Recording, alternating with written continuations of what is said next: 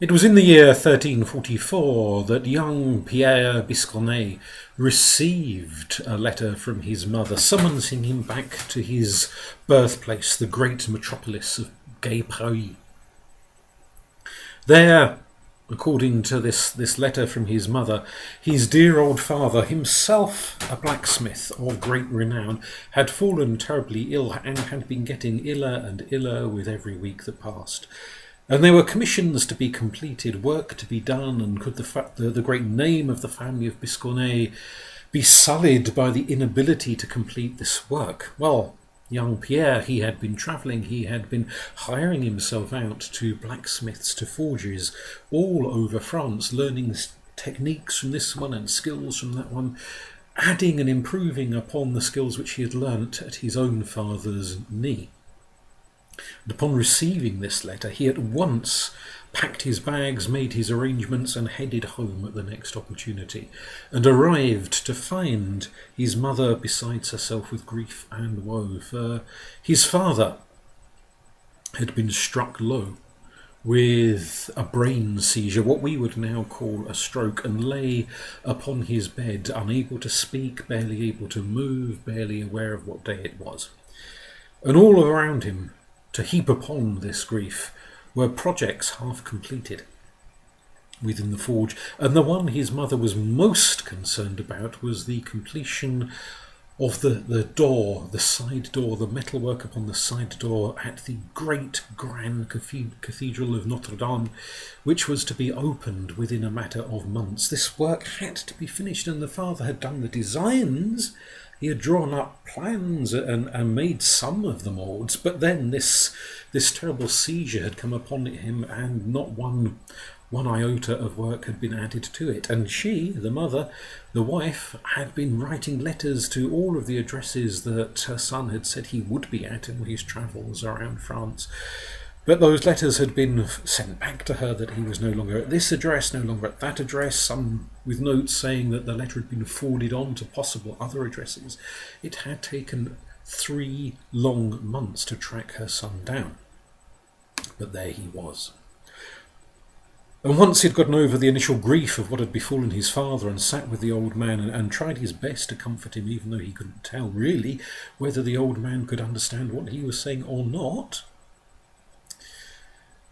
Biscornet thought to himself, I must get this work done. My father's good name, his reputation, the reputation of the family forge, which I have now by default inherited, stands upon whether we can complete this work. Not merely the small projects for households, but this great grand project for the very church itself. What can be done? And he worked as hard and as fast as he could, and the father's designs had been so elaborate, so ornate, that it would take 6 weeks just to make the moulds alone, let alone to pour the metals into them. Mould after mould after mould he made, and every time he looked at the passage of the calendar, a day had gone, a week had gone, a fortnight had gone, a month had gone, just in one particular piece of work alone, and there were dozens upon dozens upon dozens of interconnecting sections of metalwork that were to go upon these side doors of the great cathedral. And all of the time that poor young man was thinking, how we will never get it done. How can we possibly get this done in time? Even if I could afford to hire a dozen other blacksmiths to help me, which he could not afford to do, but even if he could afford to do it, it still would not be time enough to get it done. And Father Chabin, who was in charge of commissioning this particular piece of work, would often visit the forge, and the lad's mother had been fobbing the priest off with one story after another to explain why he couldn't see the father, that the father was busy here, he was off buying iron ore and smelting it down in some other place, of why he was never available when the priest came to call. And now when he came to call, the priest would find the son return, handsome and bold and brave, and there he was, this big, huge, brawny blacksmith, smashing away at the ironwork. And the priest did suspect that something must have gone amiss with the old father, for he still never saw the old man, but at least he was assured now here definitely were signs that the door was advancing towards its state of completion. And the young man and his mother reassured Father Chabin that Everything would be done in time. There was no need to worry whatsoever. But time rolled past, and the day of completion, when everything, every last piece upon that cathedral had to be done, was but a month away. And the mother, who knew a great deal about blacksmithing, having lived all her life with her husband, her adult life with her husband, learning his blacksmithing trade from him, she could see that there was years' worth of work left to do, that her son had not a hope in hell of completing the work, and she said as much to her son when they were a few cups of wine into the winds. And perhaps it was that unfortunate comment from his mother that set young Pierre Biscornet thinking. Not a hope in hell. And it is said, and who knows at this great distance of time how true it may be, but it is said that young Biscornet, true to his name, Biscornet the Two-Horned, went down that very evening as his mother lay snoring, a head resting upon the kitchen table, exhausted after her day's labours.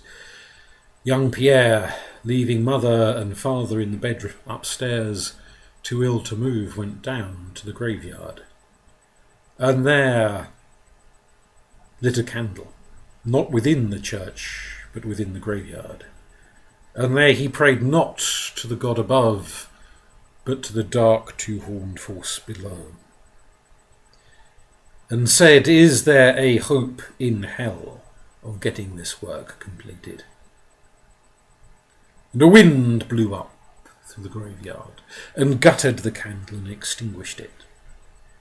A chill, soul-clenching wind, and perhaps it is that something appeared to him. But whatever it was that appeared to him, he turned tail and he fled as fast as his brawny legs would carry him back to the forge. And even as he was approaching the forge, he could hear the banging of hammers upon metal, the sounds of the pumps pushing air, bellowing it into the forge. And thinking, had his father had a sudden miraculous recovery and come downstairs? Or was this some other itinerant ironmonger who had come to assist, perhaps hearing the rumours of how he was struggling to get his work done? Who could it be? And he approached with some temerity his own forge, and coming through the doors he saw there a figure at work, wielding the hammer, holding the tongs, shaping and forming and twisting and turning such exquisite ironwork as he had never seen in his life, and nor had he ever seen such a figure in his life. Horned and gnarled and knotted and twisted, a creature from the very bowels of hell, working, labouring, hour upon hour upon hour upon the metalwork. And as much as the heart beat in Pierre Biscornet's chest, he knew it was this or face disgrace and ruin. And so he set to working alongside the demonic blacksmith, the two of them soon falling into banter as if they were old friends, exchanging jokes, drinking wine, eating bread and cheese and sausage, and working upon the metalwork. And whatever techniques Biscornet had learnt from his father, had learnt from 100 other blacksmiths as he had travelled around France, picking up techniques here and techniques there. What he learnt in those days, in that one remaining month from this being that he stood alongside, was in a whole new league, beyond anything he had picked up from any of his mortal tutors.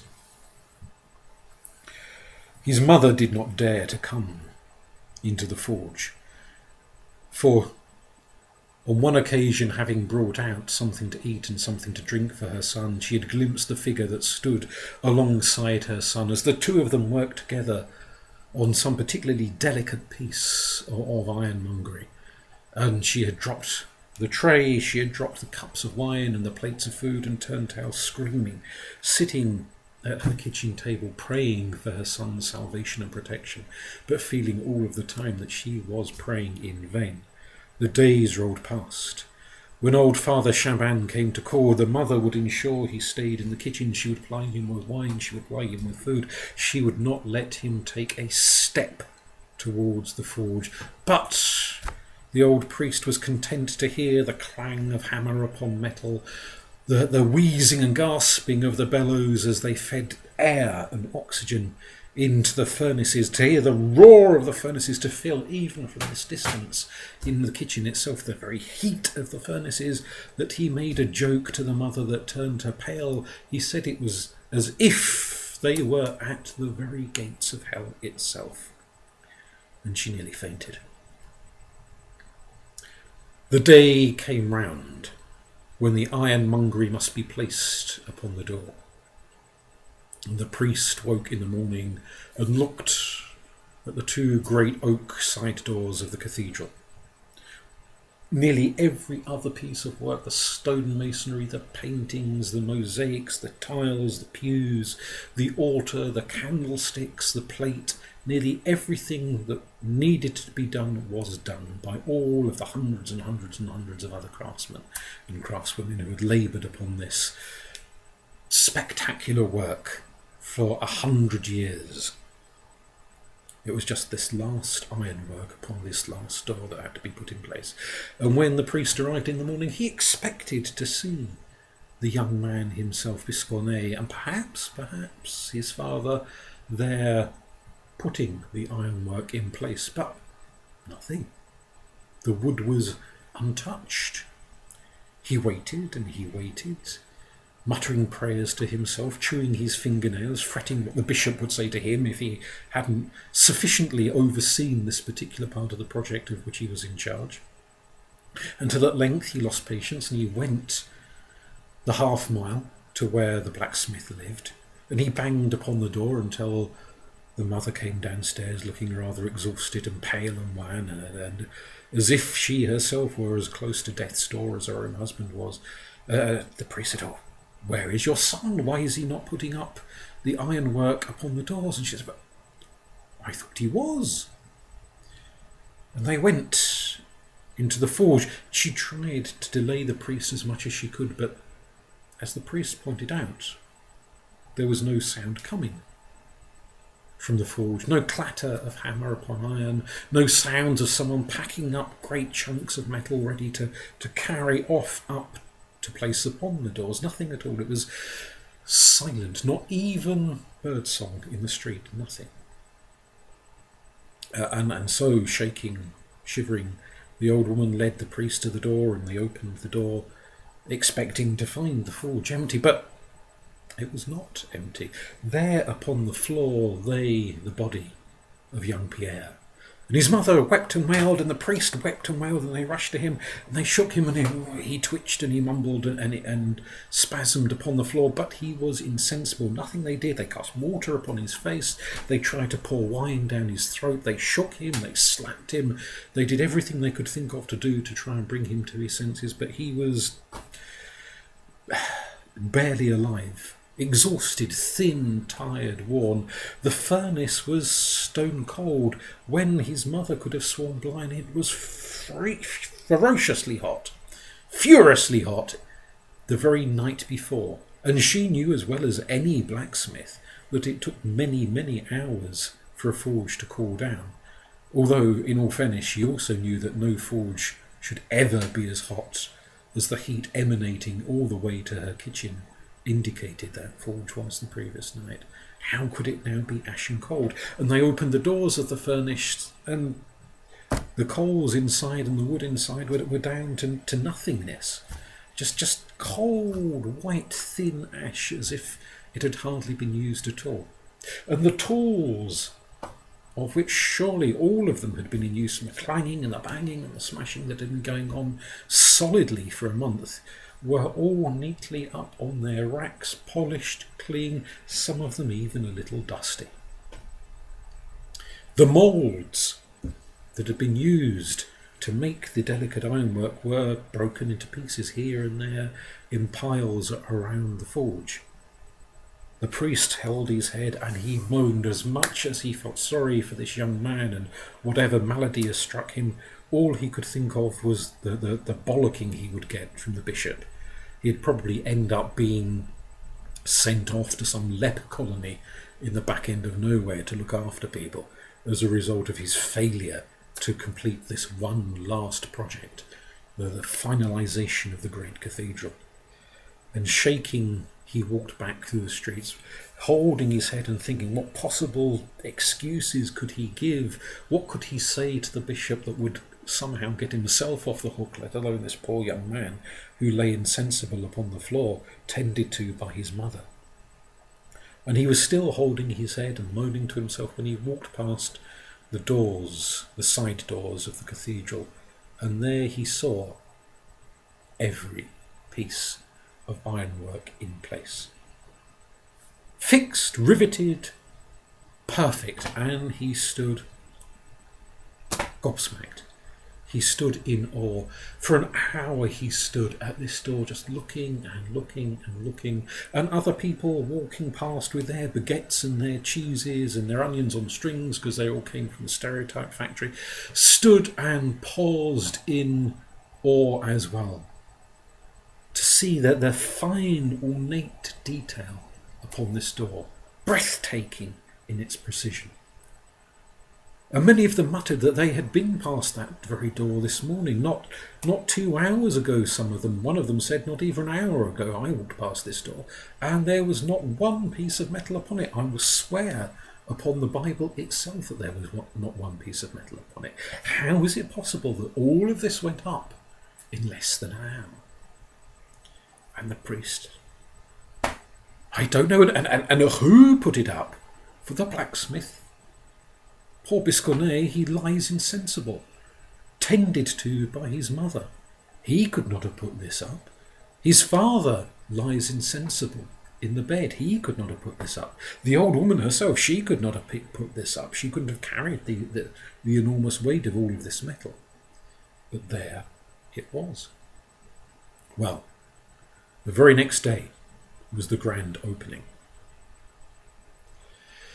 The priest, in the night, mopping his brow with relief that the bishop would no longer be adding yet another crucifixion to the list of martyrs, went down to see the poor woman who now had to tend both husband and son. And still the young man was as insensible as his poor father was, although for different reasons. And what little words the young man would say as he tossed and he turned in this deep, deep, deep sleep was to mutter of devils and of demons. And the priest, old Father Chabin, crossed himself and wondered how this door had been made in such precise detail, how it had been fixed to the door in such a short space of time, in such an unaccountably short space of time. How had it been done? Was this the work of devils and demons to create as the ultimate jest an entry to a place of great holiness forged in a pact with great evil? He wondered. And the next day, still fretting about poor Pierre and his mother and his father, Father Chabin went and participated in the great blessings, the consecrations of the cathedral, as all of the great and the good and the holy in the land. They came, they prayed, they sang hymns, they cast water here, they cast water there. From door to door they went, from window to window they went, the rich, the grand, the good, oohing and ahhing as the blessings were taking place. At the ornateness of the windows, the carving of the stonework and the masonry, the beauty of the altar cloths, every fine detail in place was a wonder to behold. Each door in its turn was opened and God welcomed in, along with the congregation, until they got to the side door, the door with the ironwork upon it. And the order was given that the door be opened, and 2 young men went to heave the doors open, but twist and turn and try as they might with the handles, they couldn't work out how to get it opened. Well, they looked, they checked this. Everything seemed to be in place, but pull and twist and turn and shake as they could, nothing happened. The bishop started to look mightily miffed. The cardinal started to look even more miffed. Father Shaban started to wonder if that leper colony was going to become a possibility once again. Let me say a prayer, said Father Shaban suddenly. The prayer was said. Let me cast holy water, said Father Shaban, and they cast holy water upon this door, as they had upon the altar, and as the water splashed upon the door, without any help from the two big, beefy young men, the doors opened. The bishop looked at the cardinal looked at the priest looked at the floor. Nothing was said. The clock struck midday. And when that evening Father Shaban went to take the last of the money in payment to the blacksmith, with his thanks and his gratitude, and with some food and a basket of wine and cheeses and breads and meat, as an additional thank you from his own personal cellar for this poor benighted woman who had to cope with the illness of both of the men in her life. He found Madame Biscornet sitting, wrapped in black, her face white and pale, tear-streaked. And he said, Madame, what is wrong? And she said, this day my son has been freed from whatever pact he may have made. For as the noonday clock struck, he awoke, he looked at me, he said, Mama, it is over. The family honour is saved. The debt is paid. And he fell back dead upon his bed. He is no more. And so Biscornet passed from this world in 1345 with the blessing of the doors which may have been made with the aid of the devil, which have stood within the great Cathedral of Notre Dame from that day till sadly yesterday, when the great fire took place in the cathedral. And it is not known, as I tell this story, how much damage has been done to the cathedral, and whether those doors with their fabulously ornate ironwork survived the hellfire that raged within the cathedral or not. But time will tell. Thank you for listening.